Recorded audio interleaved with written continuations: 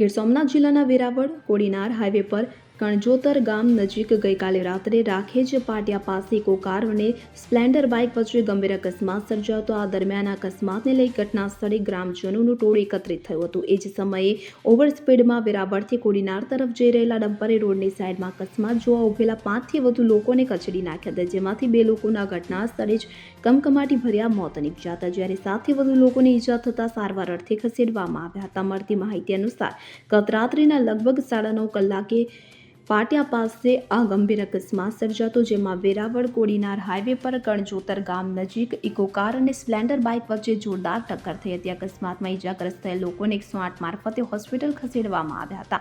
દરમિયાન કેટલાક લોકો ઘટના સ્થળ પર એકત્રિત થયા હતા. લોકો ઊભા અકસ્માતને જોઈ રહ્યા હતા, વાતો કરી રહ્યા હતા. દરમિયાન ત્યાંથી એક ટ્રેક્ટર પસાર થઈ રહ્યું હતું, જેને પૂરપાટ ઝડપે આવી રહેલા ડમ્પરને પાછળથી જોરદાર ટક્કર મારી દીધી. જેથી અકસ્માત જોવા ઉભેલા લોકોને તેની નીચે કચડી નાખ્યા હતા, જેમાં 2 લોકોના મોત થયા અને 7 લોકો ઘાયલ થયા હતા.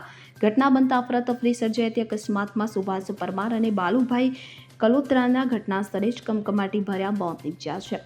7થી વધુ લોકો સારવાર હેઠળ તેઓને કોડીનારની રાણાવાલા હોસ્પિટલમાં ખસેડવામાં આવ્યા છે. ઘટનાની જાણ થતાં સૂત્રાપાડા પોલીસ સ્ટેશનના ઇન્ચાર્જ પીઆઈ એનબી ચૌહાણ સહિતનો પોલીસ સ્ટાફ તાત્કાલિક ઘટના સ્થળે પહોંચ્યો તો પોલીસે ઈજાગ્રસ્તોને હોસ્પિટલ પહોંચાડવાની કામગીરી કરી, ટ્રાફિક વ્યવસ્થા સંભાળી હતી. આ ઘટના બાદ સ્થાનિક લોકોમાં અંબુજા કંપનીના ટ્રકો સામે રોષ ફાટી નીકળ્યો છે. લોકોએ કંપનીના ટ્રકોનું પરિવહન અટકાવ્યું હતું. આ ઘટનાને પગલે ગ્રામજનોની માંગ છે કે આ કાળમુખા સમાન પૂરપાટ ઝડપે પરિવહન કરતા ડમ્પરોનો કોઈ ઉકેલ લાવવો અને માનવ જીવનને સુરક્ષિત કરાવવો તેવી માંગ ઉઠી છે. હાલ તો આ ગમખ્વાર અકસ્માતને પગલે અરેરાટી પ્રસરી જવા પામી છે, તો બીજી તરફ અકસ્માતના સીસીટીવી દ્રશ્યો પણ સામે આવ્યા છે, જે જોઈ લોકોમાં આક્રોશ જોવા મળી રહ્યો છે.